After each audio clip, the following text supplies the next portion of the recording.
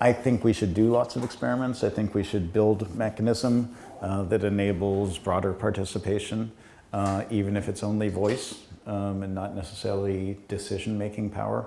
At the start of the Ethereum project, we sort of pledged to move as quickly as possible to radically decentralized governance and build the tools to enable that.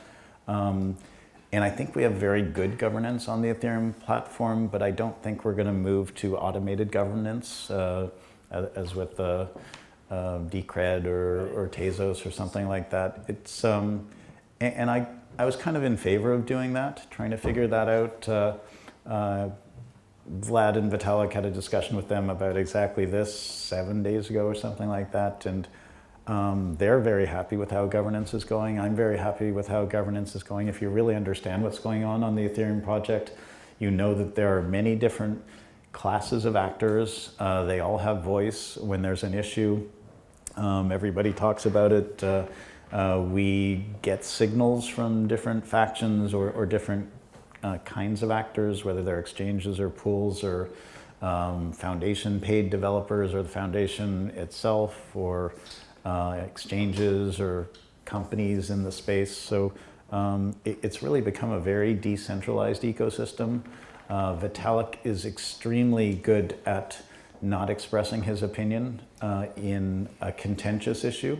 So he prefers to let people speak, and we all source information much more broadly that way. And decisions are made by a lot of people. So taking the DAO, very complicated discussion. What ended up happening was, even though many of us were against a hard fork to fix an application layer problem, it was a very sensitive time. It was a baby blockchain, and this adversary could have kept denial of service accounts going for a long time. So it was deemed an existential threat.